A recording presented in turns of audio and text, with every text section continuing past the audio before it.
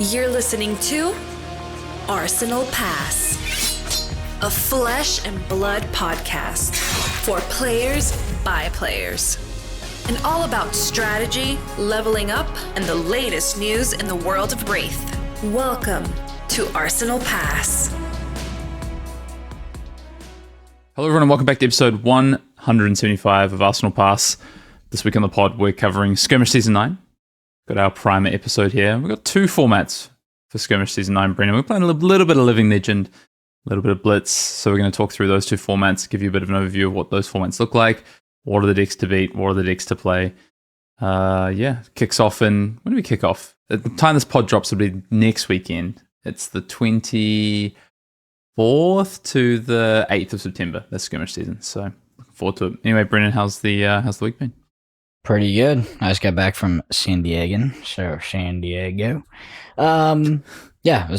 like a decently busy / stressful period of my life, but that's all good. Probably looking to move in like 2 to 3 weeks here and trying to find a place as soon as possible. In regards to Living Legend, you've talked about, decks floating around in your mind for a while now. Have you landed on something more concrete? Do you know what you're going to be playing? No, I mean, I'll probably just play whatever I feel like the day, like sleeping up the day before. I mean, it's Skirmish, right? So I'm not too worried about having, deck plans and stuff like that. I just want to play what I think is fun for the Skirmish season. And there's a few options floating around in terms of, I've played a decent amount of Living Legend now, probably gone back to some normal testing time of playing an hour here or there most nights of the week, and got a reasonable number of games in, played a lot of different decks. I haven't played much Blitz yet, actually. Mostly I've just been enjoying Living Legend, so are you even going to play Blitz though? Do you think you'd even go to that? Yeah, I might play a Blitz. I might play a Blitz one. We'll see. The reason I asked, I'm trying to work out schedule-wise what I can play over the next 2 weeks, but... Yeah, the reason I asked, I was just wondering if you had like a breakthrough or something, if one deck emerged. I don't think the format is revolutionary or anything. I think because a lot of these heroes, and like there's some new combinations of cards, right?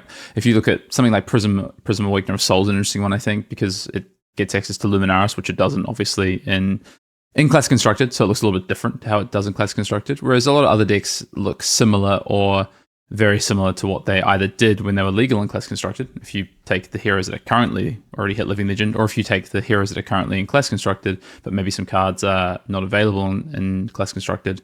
Some of the other ones is, Briar has access to Ball Lightning, which it didn't for a lot of its life in Classic Constructed, for instance. So there's a few differences, I would say, but there's a couple of decks which we'll get into that are probably standing head and shoulders above the rest, I think, in terms of the format. And but is Duskblade legal as well? It is, yeah, it is. How is that? Have you been experimenting with chain at all? Yeah, I'm not sure Duskblade's actually that good. I get seen. Funnily enough, a card that might have been broken in Classic Constructed might be unplayable in Living Legend, which is pretty funny. The format definitely has differences, which I think is very cool. So, but we can get into that. I think it's definitely an interesting format, and I do if I had more time and play more games, and this is why I would like to play some Living Legend armories just to see what other people are playing, because I think there's a world where like Viscerai is good. I think there's a world where like Kano is good. Like Berserk KO is probably really fun and cool. I haven't had a chance to play with all of these decks yet. Even I was like, okay, what does a Briar deck look like? And then I kind of just thought, I know it's probably gonna be a lot of ice. Do I want to bother with a Briar deck? But maybe I think Briar's pretty fun. I mean, I want to play with some Ball Lightnings. I'll be honest. So because that card is still banned in CC, right? I'm going to double check that. I'm pretty sure that card's definitely still banned in CC because I'm pretty sure that'd be insane with the new Lightning Hero. But I feel like it's almost all part like an ideological ban on Ball Lightning because it interacts so. Like it is such a confusing card. I don't know if they changed anything in the rules to make it less confusing, but it was very bizarre back when it was played, like how it interacts in some scenarios. Yeah, it can. I think it's more just in terms of the width of the combat. I think the card can just be a little bit ridiculous. That's the main thing. Yeah, Ball Lightning's still banned in Classic Constructed. The Classic Constructed ban list, I always forget certain cards on these because they've just been banned for so long. For instance, Plunder Run. I'm like, oh, that's a Living Legend card. That card has hit Living Legend. Yeah, the infamous what kept Starvo in check card. Stubby hammers. No, do you remember Do you know that? the funny thing is, PT1. obviously Starvo was pretty nuts when we first had that first Living Legend event. I wonder if they'll slowly start unrestricting cards for Starvo, because to me Starvo seems pretty poor right now in Living Legend. Like solidly, probably, if not tier 2, maybe tier 3. So Yeah, I just have such a disdain for the that hero in particular. I thought it was your favorite hero. You thought it was a great hero? I feel like I thought it was your favorite hero. No. I just feel like the design on that hero is so bad. I was like, ugh, I just don't want it to be playable. But, I wonder if in Living Legend there are just like actual Starvo stands that just, I want to play Starvo. Starvo's like the hero that Yeah, you think so? Like, even if it's not the best, even if it's not the best deck, there's like someone who's like, I just love the way Starvo plays as a mid-tier, bottom tier shit deck. It's not that bad. I think it's still a good deck. Like, there's so many decks in this format that I think there are so many slight levels of playability, and I think actually the format and the meta, for instance, right, I think right now my view, and we'll get into it, is like ice is quite a pivotal part of probably decision making, but maybe it's not, right? Maybe people aren't going to play as much Ultim, people aren't going to play as much, particularly Icelander, which came off the back of the last event being the most played deck out of Pro Tour Amsterdam and the Battle Hardened, yeah. So like, for instance, if ice isn't as impactful as maybe it looks on the surface it might be, then a bunch of other decks become a lot more playable and the format even warps again. So because there's so many heroes and there's so many strong heroes, I think there's a lot of different layers potentially to a meta game. But there is potentially one deck that's standing above the last, which we'll talk about. We'll say that's the main topic of the pod. Sounds good. Otherwise, I've just been playing some little bit of Flesh and Blood here and there. What does Fiend here mean? The notes say Living Legend games, Fiend. I love Living Legend. The format's cool. I hear that a lot. I see that a lot on Twitter. It seems like a lot of people really like it. Could be because it's kind of new. Yeah. But I think that's a lot of it. People say it's a lot better. Maybe I'm not playing it too much of the best deck. I don't know. It's not better than CC. I think CC is a lot more balanced, but yeah. What else has been happening? Don't know. Just saw Brendan got a new computer. It's going well. Finally. Yeah, he's like, I don't game. I think it'll last me 5 years. I got a 480, and I was like, bro, that'll last you 30 years. You're fine. I play some games here. What games? Tabletop Simulator? Yeah, you're good. No. I will probably now play Baldur's Gate now that I have a new PC. Okay, that one is decently. Yeah. But I have some downtime. I've been playing some a little bit of Hades actually on the side. Hades 1 or 2 though. Just one. That's a good idea. I highly recommend against buying Hades 2. It's not Isn't that it's an not early good. Release anyway? Exactly. So with Hades, I think that you should play the finished product because there's, in my opinion, it's so cool. It's just, I bought Hades 2. I played it, and it was good, but it wasn't the first one great. It was also an early access. It was the first stage of early access. But what I realized is I was like, am I ever going to come back to this? And I was like, no. So I'm just kind of getting a lesser game experience, and I just don't think it's worth it. I would have rather have waited for the finished product, I think.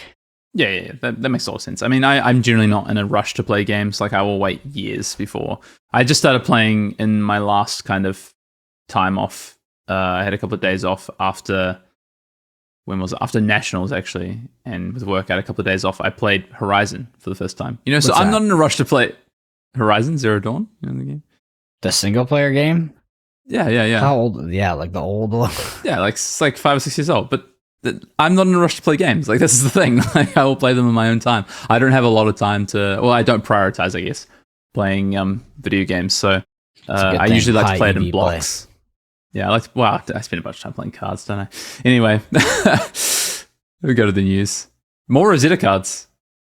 Because pre-release events have been, I guess, added to FabTG's website. If you want to go and find out where pre-releases are going to be near you, they've also added some promo cards, and we've seen a bunch of sigils, rare and common sigils. New mechanic as well, Brendan, which is called Arcane Shelter, is what it's called, which is quite cool. So on some of these instant speed sigils, very excited to see how that kind of plays out. And we've just seen some sigils in general. So yeah, I think it'll be interesting to Arcane Shelter. Yeah, we've seen Sigil of Conductivity, which is a lightning instant aura at blue, cost 0. Has Arcane Shelter 1, which says if you be dealt arcane damage, destroy this to prevent one of that damage. And it says when this leaves the arena, create an embodiment of lightning token. So I assume we'll get a cycle of those. Be pretty cool. You excited for your spoilers? They're going to be busted. There's no preview season this season, mate. I'm trolling. You wouldn't have gotten one anyway. Some people Thank you got for that. spoilers, though. Some people got spoilers. What do you mean? I think like a handful of people got spoilers, I think. Yeah, but yeah. they're running the previous season mostly through the world premiere.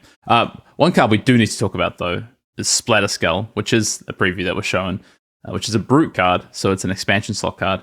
Yes. It is a 2-cost bruised action at red, attacks for 6, defense for 3. As I said, it's majestic and says when this hits a hero, choose a face down card in their banish zone that was banished by Intimidate this turn, put it into their graveyard.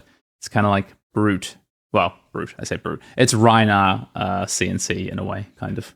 I think this card is good in Rhinar for sure. I think I had a local player who is a big Rhinar stan. We talk a bit about Rhinar sometimes. Pat, good guy. And he said, I heard this card's going to be busted. I don't think it's busted, but it is very good. I mean, it's good with things like Barrage and Beatdown and stuff. Like, I don't know. It's just, you have to intimidate before. Isn't it terrible with Barrage and Beatdown? Because they can, like, just dump your hand in front of it. Yeah, they just double block and then they get the card back. I guess you and need lose multiple +4. barraging beatdowns. If you have multiple barraging beatdowns, like left with one card left in hand, that's pretty good.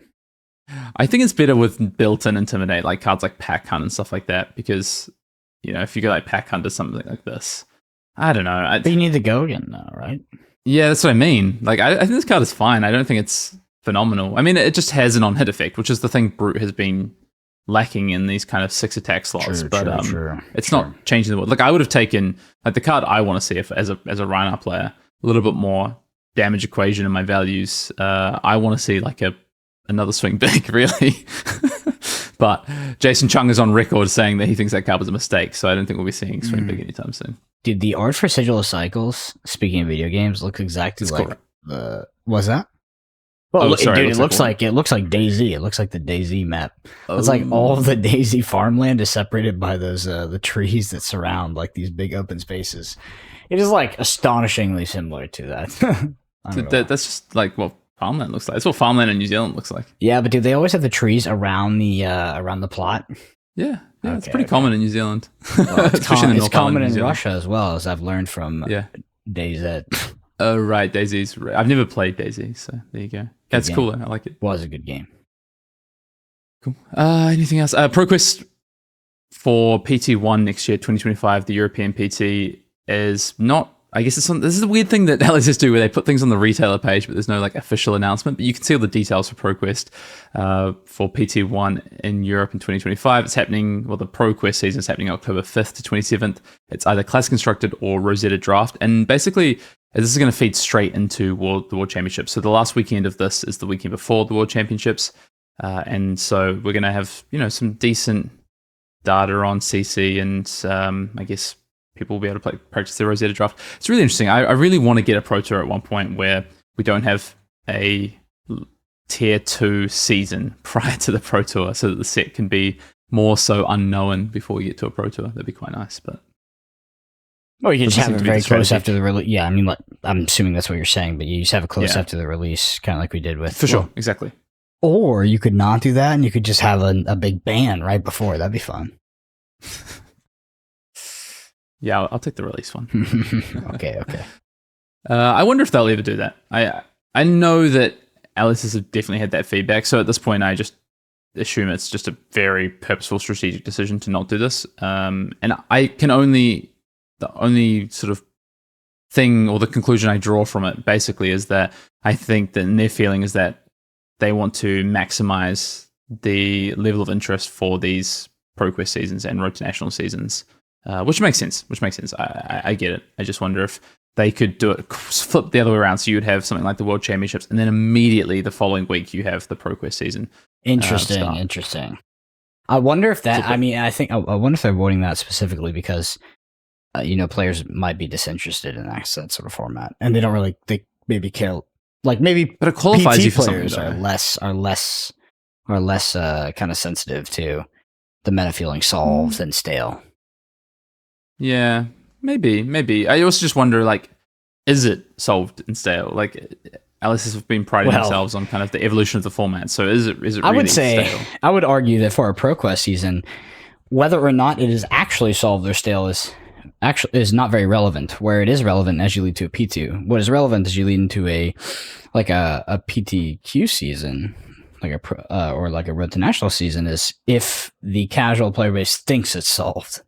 Sure, that sure, would be. sure. Yeah. So, but 1 week between an event happening and the start of ProQuest season, I think it's very hard to see things as being solved.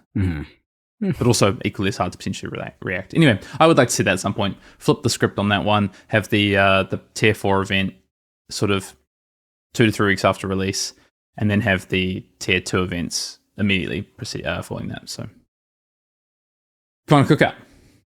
We got a question from Stein. Yeah, straight from the Discord, the Arsenal Pass Discord. You can get your questions in for the Commander Cookout. We got a lot of questions submitted over the last week, actually. But if you do want to get your question in, you can get it into our Discord, like Cruisenstein did, if you are one of our patrons. Otherwise, you can pop it in the YouTube comments below on this video if you like. Let us know it's a Commander Cookout question, as a few people did in the last 2 weeks. Or you can email us at arsenalpassfab@gmail.com. And the question this week is, how many % of the player base are kitchen table players? Question mark. What are the biggest strengths? What are the biggest weaknesses of Flesh and Blood in a casual setting? Brendan Patrick. What percent? What percent? I have no idea. Do you know any kitchen table fab players personally? Yep. Yeah, I do. Is it your partner? No. I think there's a few people. I mean, I would kitchen table. Kitchen table is such a broad term, because I remember back in the day when people would say kitchen table Magic players, some people would mean like purely people who didn't have a DCI number, right, and never registered to play an event. And then some people would say the kitchen table players were people who played Commander, or the kitchen table players were people who came to a Friday Night Magic but didn't play anything else, for instance. So it depends on what your definition is, right, of what a true kitchen table player is. I'm going to say, in my view, it's people who play the majority of their games chilling at home on the table with friends in person. And then they might play an event here or there. That's what I'm going to say is the definition of most kitchen table players. For which I would say, probably, honestly, in Flesh and Blood, it's low. Like, less than 10% would be my view. Yeah, and I don't feel like a lot of people want to whip out the hardcore 1v1 math-based board game for, game night with their girlfriend. It's just not very approachable. No. That's what Lorcana's for, bro. Yeah, it's just not very approachable. That's what Lorcana's for. Let's roll the dice and see who gets to win. I mean, first. you're subtweeting verbally Michael Yasker, and the only reason he thinks that is because he's bad at the game. To be fair, it's like Lorcana. Yeah, it's like the it's definitely a bell curve, because the first player, second player advantage is way more significant than Fab. But I'm a casual player. So yeah. it should be fine, but I don't know. Well, that's good. That's good for casual play. You need that inbuilt variance, but like people who are very bad at the game and trying to be competitive, obviously players that come from Flesh and Blood too, that might have a very large ego when it comes to their ability to assess a card game. They overweight that significantly, and sure, yeah. I mean that's classic. That's classic Yasker right there. He's gonna listen to this. He's gonna love that. He's gonna love that. Bro, you can't pick up the game after a week and then have the fucking succinct professional opinion on how it works. Like, you're clearly a dumbass to an extent, but I understand where you're coming from. I understand. I don't know. I mean, Simon Nielsen picked it up and he's right. Event or whatever. But he's right, dude. He's actually good. I mean, I don't think Magic is more similar as well, I think. Yeah, I don't think it definitely doesn't have the depth of Flesh and Blood, but you cannot toss it all up to a dot. You can't even get close. No. I think I've played like 15 games of Lorcana, and most of them have been at the kitchen table. And I think, you play starter decks too? Like a modified starter decks. Yeah, that is not the. Yeah, that is. Dude, well, then that's Lorcana's problem for not producing good product for me to play at the kitchen table. There you go. Well, it's a very low power product. It's kind of like a Magic Duel deck, but I mean, similar happens in Magic Duel decks, where if you kind of just curve out in your opponent, I actually think the dual decks in Magic are pretty good. Well, they were for a period of time, honestly. I think they were pretty good products to pick up and play. Yeah. Just because I think they fit Magic more, though, honestly. Anyway, 10% of players, I think, is what Flesh and Blood kitchen table players are represented by, honestly. Yeah, I don't know where I would probably agree with that, but I have no basis for what that actual number could be. Well, our audience is the wrong audience for that, I think. Well, but if you are a kitchen table Flesh and Blood player, let us know. I don't think it's a worse audience, to be honest. Like, if you're listening to a podcast, you probably have played Flesh and Blood outside of the kitchen table setting. But yeah, that's what I mean. Why is Flesh and Blood Why is it so low? Why is that percent so low? I think it's a more interesting question. Like, what could they do to increase that? Because they obviously want to. I mean, I'm not going to say that is, because that doesn't encapsulate all of the Commander audience, but Commander is clearly the sort of the, what would you call it? The profitability leader for Magic. And I'm sure Flesh and Blood would like to capture some of that audience that plays the game more casually. Well, I think they go in the right direction with these first strike decks and even the armory decks, because I think they want to bring people into the local game store, even if they're the casual player. So if they're the quote unquote traditional kitchen table player, I think they want to try and bring them into the game store to an extent, right? With these things like armory decks, but also equally those I think are equally playable at home. But I think it's the first strike decks. I think it's those, and then honestly, it's the multiplayer format. Like, when does that get fixed? When does UPF? How do you fix that though? Well, I don't know. Maybe just throw it at the window and you come up with a new multiplayer format. But what I mean is that whatever that multiplayer format looks like, I think that's the long term. What about PvE? Grail of how they do things. PvE? Oh, I don't care how they do it. What PvE? I have zero interest. Player PvE environment. The unicorn that is PvE. Let me tell you guys something. Since we spoke about Lorcana had a fucking phenomenal PvE product out of the box. Amazing. It was, but you just play it and if you're waiting for PvE to say fab, like, I'm genuinely concerned for you, because even if they knock it out of the park, which I'm not super confident they will do after it's been sort of delayed for so long, like, I don't know, it's just not a huge thing. You need that replayability. It's like, how do you create that like roguelite, speaking of Hades, experience in a box? Because if you don't, then it is just like kind of players play it a little bit, they beat it, and then it's done, and maybe they whip it out like later when people come over. But I mean, have you played Arkham Horror? I have not, but I've heard good things from yourself. Yeah. I mean, I think that is how you do that kind of product. Honestly, isn't that more like there's like a campaign kind of going on? Like, how does that work? Yeah, there is. Yeah, it's a you can buy obviously the new sets and the expansions, and then you go through the campaigns basically. Is it role playing based? I mean, it can be, I guess. I mean, it sounds like no. Then it sounds like no, because you you could say like Flesh and Blood 1v1 is role playing based, but like the real answer is no, it's not. But no, it's not really. D&D. Yeah. Okay.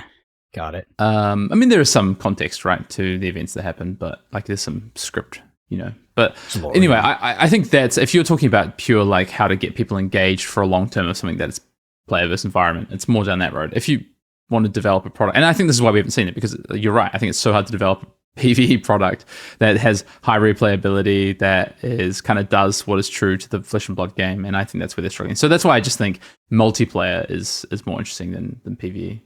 I'm kind of surprised that they are still struggling. I have to assume that that's a hard product to develop. Like, how do you develop that in the DNA and the framework of Flesh and Blood, but also make it good? Devote the time and resources to it. Like, it doesn't make sense to me why you'd even pursue that product. And I think LSS might have landed on the same conclusion. So I can see that. What I mean by that is like the LSS of 1-2 years ago, like of empty promises and I think a little bit more incompetence without, they've hired a lot of people. They've got a really, I feel like a lot of talented people have joined the team in the past 2 years. The LSS of 3-4 years ago that promised that product and talked about it, no faith. But I do feel like that their current team should be able to execute like that. Look at all the product releases we're getting now. Like, yeah, but is it priority now? Yeah, something is what my whole thesis here is I think they sidelined it and they might not have an interest in it anymore. I agree. I'm okay with it as well. Yeah, me too. So anyway, Krisenstein asked what are the biggest weaknesses of Flesh and Blood in a casual setting. Some of it has been probably I think the format is a big thing in terms of do they have the right format to support that. But then I actually think Blitz is that format, honestly. So then what is the thing that's holding that back in a casual setting? I think it's the approach of the game. Like, the game is hard. Like, you will lose a lot of games at the start, even in a casual setting if you don't understand the game. And I think that's a big part of it. And then I think some of the long ingrained sets cause a bit of a problem, which Brendan will smile because I'm agreeing that rotation would help casual play probably. Is Flesh and Blood a fun game to lose in, you think? Can be. Yeah, I think if you're smart, I think that's what's crazy is like, I think that if you're smart it's a fun game to lose in because you're like, wow, that was so close. I can learn all these things and I can change the decision for the future. But if you're not smart, I'll use that word, it's very unfun to lose because you lose very slowly, you lose over time, and you lose progressively, and you almost lose deterministically if you're really bad. Where if like you're in Magic and someone has like this like, or some like random effect or some crazy way to beat you, it's like, oh, that was so fun and cool. The top decks are bigger. Yeah, Flesh and Blood is like, oh, you Kadachi'd me for 40 minutes and I've lost. To be fair, that's not always true, and that's why I really am a big proponent of decks or heroes like Bravo Star of the Show, Zen, and Fi, and these things that are explosive and do the thing, and then opponents get to do it as well. They're like, hey, I'm going to show up with my Berserk Rhinar deck, and then they're like, oh, I did the thing, and then I didn't kill them, but I still got to do the thing, and that was cool. But then I die. So like, I think there is elements of that. It's just how much of it is there, and how does LSS harness that to push it into the more casual players' hands. And I think I will say though, one thing that they have been doing right is the higher ceiling, higher variance. I think that is one of the ways to do that. Yeah, but, I don't think it's the more Tome of Imperial Flames.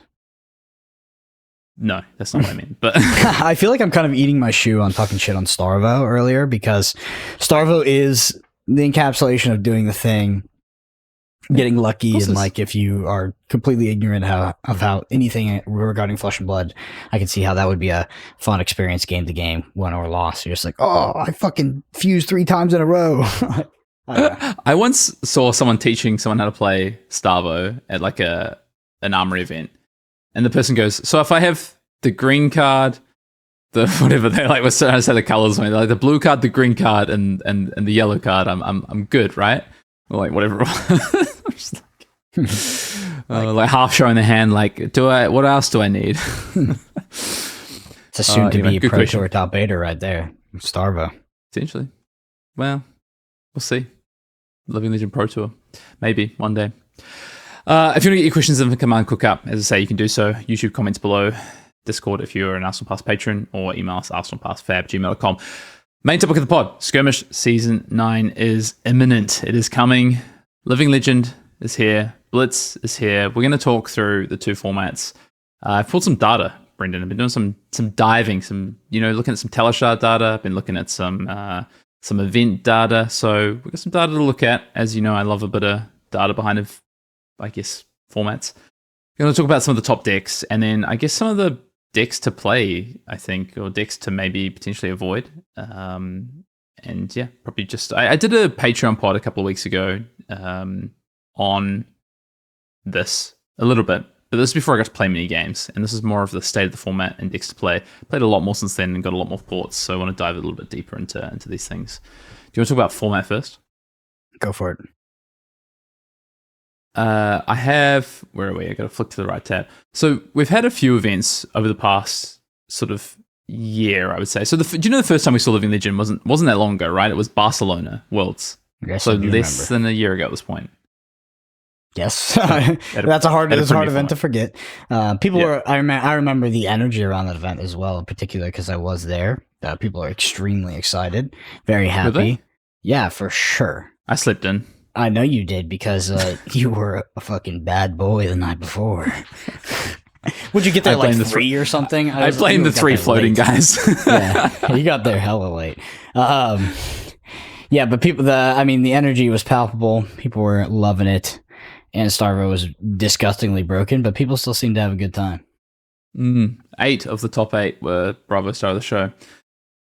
Then there was some changes to the format not long after that. Actually, if you have a look, they did some restrictions. So there's no banned cards in Living Legend, but there is a lot of restricted cards. Well, there was, especially after the first event at Worlds. They restricted Awakening, Channel Lake Frigid, Crippling Crush, Hypothermia, Oaken-Old, Starstruck, and Warmonger's Diplomacy, which is interesting because if you say that's 8 cards, effectively 16 cards cut from what Starvo could be playing at that time, is a pretty big hit to Starvo. Roll into Celebrational, start of the year, which also features Living Legend. You have, it's obviously a split format that's Celebrational, but there was still a lot of Starvos. 4 people played Starvo, 3 people played Prism, a couple of Fires, a couple of Briars at that event. And then basically after that, they made no changes. Format seems pretty decent. Starvo isn't going crazy. I think there might have even been a few smaller events in that time, sort of like grassroots level events that look a little bit better for the format. Battle Hardened LA is at that point Living Legend format, won by Michael Fing on chain. Do you remember Michael Fing the night before? He's like, hey, does anyone have like chain cards? And someone leaves like a whole chain deck. Do I remember that? Yeah, I do, because that was in the Sky Lobby of the Moxie, right next, not the Moxie. Was it the Moxie? Yeah, or the AC or whatever. Yeah, whatever. The hotel right next to it. And like they were just casually playing at the Sky Bar, and somebody tossed him a deck and he just kind of filled it out and played that and then won the entire thing. Yeah. Wait, that is like the most Michael Fang thing ever, by the way. Because that's kind of what happened at the Pro Tour when he was planning to play Lexi, and he gave that deck away and said play Oldhim, and then played Oldhim and then won the entire event. Hey, I don't know how much I believe Michael about that one. No, I'm kidding. I believe that one for sure. I believe that one for sure. I think Chain was the deck of Battle Hardened LA. Obviously, it wins, but it also puts 3 copies in the top 8. There was 2 Lexies in that event in the top 8, a Kano, a Viserai as well. So, is it 3 Chain? Yeah, 4 Chain even. 4 Chain in the top 8 of that event. 2 Lexi, a Kano, and a Viserai. So, pretty diverse top 8. No Starvo in the top 8 there, so things are working out. Let's just maybe rebalance things a little bit before we get to Amsterdam, which is our last Battle Hardened that we've seen in the lead up to the Skirmish season. Channel like Frigid gets unrestricted, and I think that paves the way for Icelander to kind of come back, as well as maybe give Starvo a little bit more oomph, and as well as Ultim. And then you have 118 players. We get the first kind of bigger event where they give us a meta breakdown as well. So Icelander and Lexi were equal most played deck at this event, 16% in the meta, Chain at 14%, coming off maybe being the best deck in the format in the previous event, and Zen at 12%. And then a few decks around that 10% mark, including Starvo, KO, and the Prisms. Top 8 of that event, it's won by Kano, which we talked about, Alexander Vor. Kano, 1 copy in the top 8. Zen, 1 copy in the top 8. These are all 1 copies. It's 8 different decks. So it's Kano, Zen, Chain, Prism, Awakener of Soul, Icelander, Starvo, Prism, Sculptor of Arclight, and Ultim. So I think Alex were pretty happy about that top 8 spread there for Living Legend, Brendan. I'm sure they were. No Lexi, though. Poor Lexi. Yeah, another deck that I have a fondness for. So if you look at this format, I think Chain coming off LA was the best deck, right? Icelander ends up being the most played deck, potentially in response, or Lexi as well, potentially in response to just wanting to play more ice. I also think people thought Zen was going to show up in a big way, because Zen kind of busto when you get to play 9 bonds and stubby hammers, Brendan. So it's I think people, yeah, it's pretty good. I have tested, can confirm it's pretty good. So I think that's why we saw that reaction to a lot more ice come through. I think what's surprising is that there's less illusionists than I would have thought. Maybe the delusionists aren't playing too much Living Legend. I don't know. Jeremiah? Sure. Jeremiah was like 1 copy, I think, in that event. I know. Or 2 Where's copies, it at? people not playing. I just don't think it's good enough, honestly. I think if you're going to play an illusionist, I think the best, in my view, the best illusionist is Awakener of Soul. I think you get access to Luminaris with Awakener of Soul is pretty strong, I think, because I was talking to Dan last night, friend of the pod, testing partner Dan Mackay.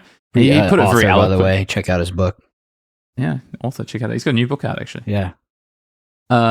Amazon. He put it eloquently when he said, you start with 8 less life, but your hero ability isn't shit. Yeah. And you get Luminaris. Yeah. It's a good point. Yeah, I mean, that sentence, that is a Dan Mackay sentence, and you could sub out anything for the something, but it isn't shit. It's like the most Dan Mackay thing I've ever heard in my life. So if we look forward to Skirmish season, from a meta perspective, this is why I think Ice is going to be impactful, because Battle Hardened Amsterdam, basically half the decks were Ice. Or had access to a strong amount of Ice between Icelander, Lexi, Starvo, and Ultim. And I think Icelander is fairly reasonable. I don't know how good Lexi is. I think Lexi will drop off from that. I think more people play Ultim. It made top 8, and I think it's particularly good because of the aggressive decks in the format. And the aggressive decks, I think, that are tier 1 to tier 2 are Zen and Chain. Like, I think they're the 2 best aggressive decks. So really, what I think this format looks like, if you're looking at like what are the most played decks likely to be, or what are the best decks, I think it is kind of this combination, because there's so many friggin' heroes in this format, but I think it's this combination of Zen, Chain, Ultim, Icelander, Prism, and then you've got some things on the fringe. I think that's kind Things of on the fringe. You're not going to say Kano? Yeah, Kano's on the fringe. I think Kano's good. But then it becomes like, what's the best deck to play into these, right? So like if we think that, okay, this is the thing. Let's get to the cut to the chase. I think Zen's the best deck. Yeah, I know. Stubby Hammers and 9 Bonds is just kind of ridiculous. What about the OG like Phi deck? I mean, is that we're just doing something very similar to that? You're just doing something more broken though. And that was like Zen 40 off the rip. Because I don't know if you know, but Mask of the Pouncing Lynx versus Traverse the Universe. I think Traverse is Traverse takes insane. it. Okay. Traverse gets you any card. Pouncing Lynx only gets you specific cards. So Traverse gets you cards that can get you other cards because you go and get a Bonds or a Descendant Gustwave and then you do the thing some more. So can't escape this guy, Zen. Yeah, Zen's pretty good. I would, if I was LSS, I might have hit something in Zen for. I might have also restricted Bonds in Living Legend, to be honest, because I think Zen's pretty good. Basically, the reason I think Zen's good is I think it's good into almost everything that isn't Ultim. So I think Ultim is a really good counter pick, basically, in this Living Legend format because of that. And then Prism, I think, can do something. You just have to kind of hit the high roll a little bit. So I think if Ultim is kind of the counter pick to Zen, I think that makes Ultim a lot more playable. You just have to deal with some pretty bad matchups in the form of Prism. I think your Chain matchup, we played some Chain Ultim games the other day, and I just remember how friggin' impressive Ice can be sometimes when you're playing Chain, but also just how annoying on hits are. I think if you're going to play Ultim, so let's talk about Ultim for a second. I think Ultim's a pretty good like counter pick to the best deck in the format of Zen. So if Zen's tier, level, as we like to say, let's go through the levels, Brendan. If level 0 is playing Zen and level 1 is playing Ultim, I think it's pretty good. Just Fatigue's terrible though. I think if you're going to play a plan into Chain, just pummel the crap out of them, attack them, have all your on hits, and kill them that way. And land a good time to channel like Frigid or whatever. But I just think that, yeah, the Ice reacts really good against Zen. It's actually pretty good against Chain as well. But you don't need to be trying to fatigue anyone. I think it's pretty bad. Just because they're more the agency. As you know, Brennan, how much do you love playing as Fatigue as Chain? I love it. I do love it. Pretty good. Chain? I'm a bit worried about Chain. I think Chain maybe not that strong. Unrestricted Fatigue. Dude, it should be broken, but it's not. I don't know. Chain doesn't feel as strong. Into Fatigue. Into Fatigue. Sure, yeah. Yeah, it's like actually a joke. Yeah, it's like with unrestricted Riftbind, it's actually a joke. Seeds. Unbanned Seeds. Unbanned Seeds and Riftbind. Yeah, it's actually a joke. And I'm sure the Stag's not making its way into many decks. Well, we already know how that goes. Who cares if it does? It doesn't do anything. Yeah, I my concern with Chain is I think you're the dog in the Zen matchup. And so if you're playing a deck that's bad into probably the best deck in the format in the form of Zen, and your matchups into like Prism is decent, but like not necessarily amazing, your ultimate matchup is maybe unfavorable, all of a sudden it's like, why am I playing Chain? I think your Icelander match was pretty good though. But yeah, other than that, I'm not really sure. And then I think the other two decks, obviously Prisms, I think Awakener of Soul is the better one after playing some games. I think Awakener of Soul is pretty good. I think Awakener of Soul definitely has a position. I think it's hard to play against. I think it does some absolutely busted stuff. And so it definitely has a place in the format. How good your matchup is into Zen is, I don't think it's favored, but I think you're pretty good into potentially the rest of the format. And then Icelander, I'm not really sure where Icelander sits. I think, it's a wizard. It does the thing. It has Storm Striders. It has Channeling Frigid. And a well-timed Channeling Frigid against a lot of these decks, including Zen, is really powerful. But it reminds me a little bit of playing Icelander in the Phi meta, except that the Phi deck is an upgraded deck called Zen and has Stubby Hammers. So I think that's a little bit of concern from an Icelander standpoint. Whereas I think that was maybe slightly Icelander favored previously. The Icelander matchup into like Prism's got to be terrible though, right?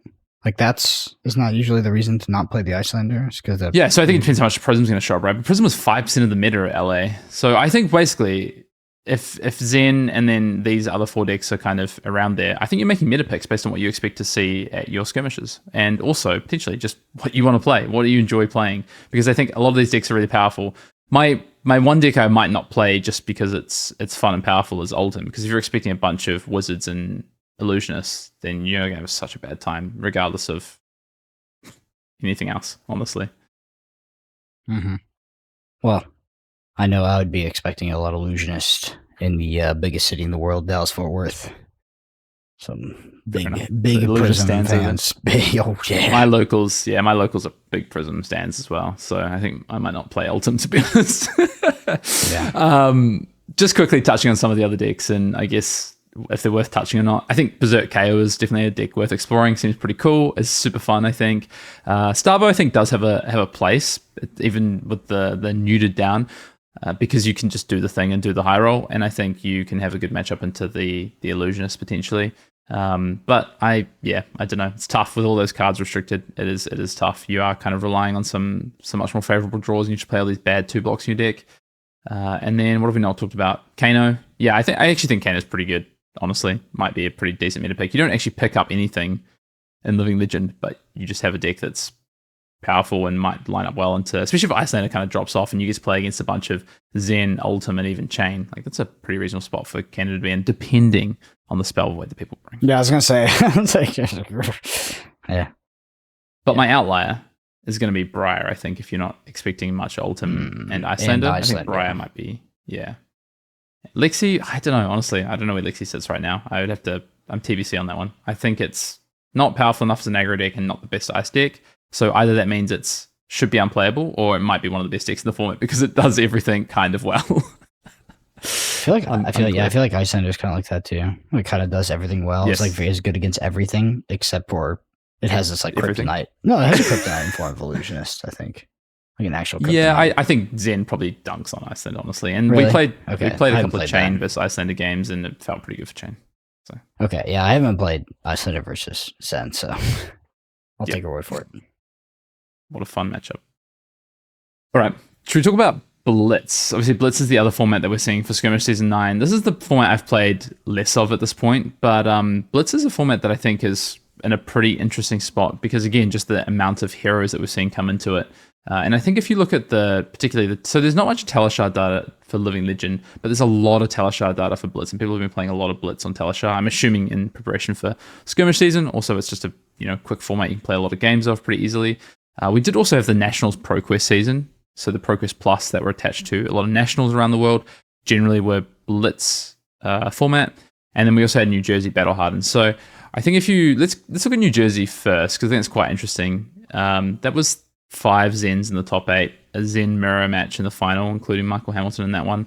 And then you had Victor, the Emperor, and Reiner. And who played any of Emperor? No. Really. I'm not. Dude, Emperor's pretty cool. But, I mean, I haven't played much Blitz since Worlds. Yeah. Well, I hadn't either because I hadn't played much Blitz since 2022 Worlds. That's what I mean, 2022 Yeah. Worlds. To be more But specific. I have now played some games of Blitz finally. But I had like a year sabbatical for Blitz. I was so why is burnt the by that Emperor Reiner game. up my alley. Because it's a wizard that gets to but do kind of cool degenerate does it do stuff. cool degenerate stuff? Yeah, it can do. Yeah. Okay. Gets to play cool cards. You can be really creative, I think, with the deck lists as well. Okay. I think it's interesting. I mean, Blitz is a superior format to Classic Constructed, so maybe I'll give it a look. Wow, that's a terrible opinion. Let's take a look at some of the... So obviously, yeah, 5 of these Zens in the top 8 of this New Jersey Battle Hardened. A Reiner, which I always love to see. Emperor and a Victor. If you look at the Teleshard data on things, Zen is by far the most played deck on Teleshard this month. I'm looking month to date, basically, at data on Teleshard. Because I think it's always good to look at the most recent data and what's happening in the lead up to Skirmish, because that's what, as opposed to looking at maybe the last few months' data. It's about 17% of the meta of so far what we're seeing on kind of like Teleshard games. Victor's really close behind at 16%, and I think that's 2 reasons. Victor has the best win rate in the format on Teleshard, is a 58% win rate versus Zen at 56%, which are both fantastic win rates, by the way, in this format. And might point to people either playing some junk on there or just these decks being really good, honestly. But they're 2 of the most played decks and have 2 really strong win rates. But I think the other thing for Victor is I think it has a really good matchup in the Zen, is what it seems like. So it makes sense that these 2 are potentially pillars of the format. This is exciting, I think, with Blitz, because I think you kind of have a triangle of not necessarily heroes, but of archetypes, because the third most winningest deck is actually Blaze, Firemind. And the Emperor is not far behind either. So Wizards, aggressive decks like Ninja, Dash, KO, etc., as the kind of second pillar. And then you have this like Victor, and I'm going to group Arachne, Solitary Confinement, Brendan, with that as well, which I don't think you thought you were going to hear today, did you? Yeah, I didn't think I was going to hear Blaze Firemind either. I was like wondering the price of that card. Looks like it's because it's on Teleshard. $50 right now. 50? 50, yeah, it went down 5-0. Okay, that's not too bad. I thought it was going to be like 200. Me too, because it's so hard to get. But you can get them from Skirmish season. I think that's one thing to qualify, right, is coming for Skirmish season. I think Blaze has been the third most played deck on Teleshar. It's not going to be at your local events because getting a copy of Blaze at the moment is obviously tough, which raises a lot of other questions, Brendan. But I think what you can expect is to see decks like Emperor as filling that kind of wizard spot. But I think Blaze is important because I think not having Wizard in Blitz kind of lame, you know? Like, I think it's cool to have Wizards. So I think those that want to play Wizard will find themselves a copy of Blaze and play it. So yeah, Victor, Zen, Blaze. Dash also has a really strong win rate, 56% win rate on Teleshar, same as KO's 55, same as Emperor. And then yeah, Arachne Solitary Confinement, 53%, Briar 51%, and then every other deck is below the average win rate. So what's that? 1, 2, 3, 4, 5, 6. So 8 decks. 8 heroes of the 40-odd heroes above the average win rate. So really skewing the data a little bit there. So I think those are honestly, just cut it right there. I think those are the 8 decks that I would immediately be looking at for the Skirmish season in terms of the best decks in the format, the most powerful decks. There's not really, honestly, too many. I think Dash is maybe the outlier because it's 4% of the meta share, so a really small percentage of what people have been playing, but has a really high win rate of 56%. So, and honestly, I think it's because Dash is kind of nuts when you get to have a short game, right? Short life, but you still get the hero ability of starting with an item in play. So yeah, Tekla Pounder, yeah. Yeah, Tekla Pounder. Yeah. Unless you're playing maybe some kind of other build with Hyperdriver, but I assume it's just Tekla Pounder start. Start with your opponent -6 life, right? That's the play. And then go first, spark and get another Tekla Pounder, and then your opponent starts on effectively 8 life. No worries. Interesting to not. I think the interesting thing for me in this Blitz is not seeing any illusionists here. I think that's what's quite interesting in this win rate and games played data. I think it's quite interesting. We are seeing a reasonable amount of Rhinar being played. I mean, Rhinar is like the 4th most played deck on Teleshar. And Rhinar's always been. I feel like Rhinar's always had high play, but it's fun. That's why it's like so much fun. It's probably the deck I've played. Actually, not even probably. It is the deck I've played the most in Blitz. Is it still as cheesy as it used to be? I can only assume so. You also got Sash now. We need Living Legend and Blitz. I want to play that Viscerai deck. Oh gosh, no. My not turn. A chance. You die. I called out. Oh gosh. I'm going to take 10 minutes to kill you while you sit there, and then you can go and do whatever else you want to do for the rest of the day. If you're Brody Spurlock, it's 30. Sure. But I mean, I played an Armory once where everyone was playing Viscerai, and it was just like 3 rounds of just like sitting there waiting to die. Yeah. Awful. I was in the semifinals of Battle Hardened in Dallas against Brody Spurlock, and I believe I went second. So he went first. I went second. I was not able to combo kill him, both in Viscerai combo blitz, and then we passed over to him. And yeah, he had lethal. It took 20 plus. It took over 20 minutes. I just sat there like a sport. Ugh. I love it, Brody. Take me out. I want to call out, as I did in the Living Legend section of this primer, Briar, because Briar just seems like it should be so powerful to me. Channel Mount Heroic, but I'm I'm old man. I'm a boomer. Yeah. Format's changed, and maybe I haven't changed, but Briar just seems like it should be so much more powerful. So 10% of the meta share on Teleshar, 51% win rate.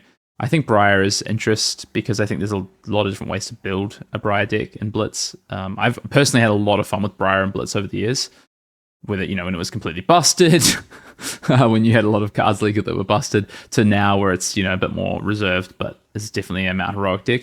I think Briar is pretty interesting. And honestly, if you're expecting decks like Victor and these wizards, like Blaze and Emperor, even things like Dash, like Briar seems pretty good to me, honestly. Just looking at the top decks, Briar seems like a pretty reasonable play. And then Arachne, Solitary Confinement. I mean, yeah, interesting, but I think a big part of that is just what's showing up in the format and what you get to do with Arachne right now. And also people not necessarily knowing how to play against it. But I'll see a lot of upgrades with Puppet Atmosphere. I always felt like Briar was kind of a fair deck in Blitz because it's not really doesn't really have like a first turn explosion. You kind of got to set up the arsenal a bit, have the big 5-card hand. which Yep. in the previous iterations of Blitz felt a bit slow, which I know sounds fucking ridiculous, but it was. You are right though. Yeah, it was. Yeah. So yeah, it's an interesting, a very interesting deck for Blitz in particular. And I'm not sure, honestly, off the top of my head, I don't know which cards that used to go in the old Briar deck have now been removed from the format, because it used to be able to play. I don't know if it could play the full set of I think it played the full set of Plunder runs as well.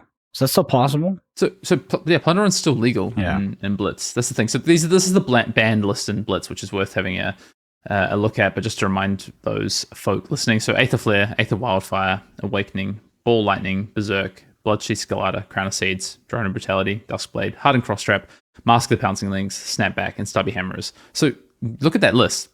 Not much has been hit from Briar. Do you know what I mean? Like, that's why I think Briar is a interesting spot. If I'm going to play Skirmish, Blitz, I think I would be looking at playing Briar personally. Just need to understand how strong Zen is, because obviously you get 9 bonds in Zen. You just like insta die. I haven't played Blitz, so I wonder if Zen is a turn 1-y kind of deck. Do you know? I don't think it's turn 1, but okay, turn 2. I think it's actually similar to Briar, honestly, except that if your opponent, if you get to transcend immediately, then you get to turn on Traverse immediately. So, but Pouncing Lynx is banned, which means that not attacking Zen is pretty good. Yeah, I think Victor's actually. Yeah, I think Victor is clearly a very good deck in this format. Really? Do you think Briar could have a good matchup into Victor? Yes, I could. Yeah, that's exactly what I was thinking. It's like a Victor highest win rate deck, but Briar's got to have a decent matchup into that. Yeah, I think looking at these, if we're looking at these top kind of 8 decks, in terms of win rate, the Telshar data, I honestly think Briar looks like one of the best decks from here. Emperor looks pretty good as well. Yeah. Dash might just be the best aggressive deck in this format. It's been more glass cannon-y yeah, than Zen, but it has been, like I say, you start with Tekla Pounder, you go turn 0, play another Tekla Pounder, we go back to my turn, and like you're gonna have 0 cards in hand, or you're dead. Yeah, you can just sometimes come in with like a 35 damage turn and Blitz. That's that deck is crazy in Blitz. Yeah. Which, consequently, I think it could be. That might be one of the reasons why Briar's not that good, is because Dash is just faster and has starts in play, stays in play. Potentially. Yep, potentially. I mean, Briar can block, all right, and can trade. But the thing is, you do have a mini sideboard as well, so I think Briar can kind of. This is the thing. I think Briar can flex into a deck that can actually block okay and maybe get through the first couple of turns of a game if it needs to. So. I think the sideboard change in Blitz is very interesting. I was going to say, have we even played Blitz since the sideboard? I think the change to having a sideboard in Blitz is pretty interesting. Yes, agree. All agreed, all around. Format, interesting. Lots of things that you might be able to do. I think best deck in the format is open in Blitz, whereas I don't think it is in Living Legend. So, good place to start. Lots of fun to be had. Lots of degeneracy. Wonder if I can kill some people on turn 1 with Reiner. That's all I ever want to know. Unban Skelata. Please. Actually, people complain about that format, but that was the greatest format of all time. No, it wasn't. I'm okay with it for a good time, not a long time. No, I wasn't. I was mostly sitting on my hands. I'm okay if they unban Skelata. Viserai Stan plays Reinar all season long for Blitz.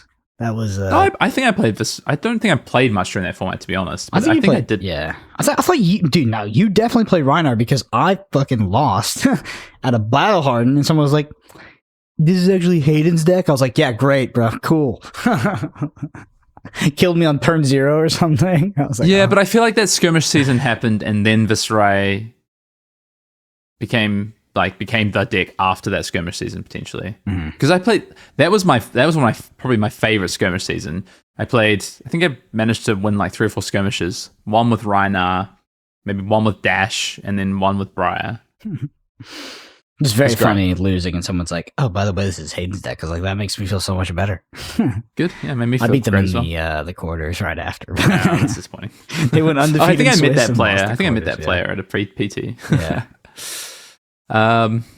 Yeah, I mean, honestly, I think both formats are really interesting. I think this is the reason that, I wanted to do this pod is honestly because I think the Skirmish season is actually really exciting. I think both these formats are in really interesting places, which I don't think I would have said in previous iterations of both these formats. So that's why I think we've done this pod, and 2, I'm actually excited to play the skirmish season in a big way, because I think also the other thing is skirmish season in the past, I think, has come at some more awkward times, I would say, especially the last 3 skirmish seasons. And every time there's a draft skirmish, I'm always down because opportunity to play some limited. But I think in particular these 2 formats are great. Maybe it's also because I didn't go to the PT, and I've just been wanting to play some Flesh and Blood as well. Yep. Yes, More sir. skirmish invested this time around. But I think the format, both the formats have changed a lot through both banned lists and restricted lists, but also through printing of new sets as well. So I think that's the other piece. There's a lot of freshness happening right now in both these formats, so worth exploring, I think. Anyway, in the comments, I'd love to hear what people are planning to play for either Blitz or Living Legend for skirmish season. What do you think about the format? What are the decks you're eyeing up? I know someone sent me their Arachne Solitary Confinement list. I mean, looks like a very playable deck in this format, potentially one of the best decks in Blitz, so get around it. Otherwise, Brendan, I think you can probably take us out. Well, if you enjoy this podcast, and one thing you can do is leave us a review on Apple Podcasts or Spotify. You can find a video version of this on YouTube at youtube.com/ArsenalPass. Twitter's at BrendanMPG, at Fion_Dale. And big shout out to all our Arsenal Pass patrons. I just had something pop up on my phone. I don't know why I got pinged for it, but it was the reigning, or the current Australian breakdancing representative. Forgot that was an Australian thing. Man, that is just a meme. Like, there's been so many memes from this Olympic cycle. I feel like, or just in the past month, I feel like there have these ultra viral memes. I don't want to name all of the Olympic memes because no, let's go through it. So no. One of them is definitely a little bit inappropriate. Oh, really? Okay. It's the high. The pole vault. I was just going to talk about the guy, the shooting, the pistol. That's one of them. There's that guy, Ray Gun, obviously. Shouts to Australian champion and local legend Ray Gun. As some pole vaulter, which that's all you get. And then there was another pole vaulter, the Norwegian girl.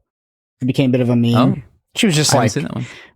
She had like very, she's like very good looking, so I think that was why. Something like that. Okay. Kind of like our pole vaulter friend. There's the breakdancer, the shooter. I feel like there's got to be more too. Yeah, there might be. I'm missing out. If you remember the Olympic memes, let us know. Yeah. I tell you what, New Zealand had a great Olympics dance, though. Right? Why don't you join? Like, you could do this. No.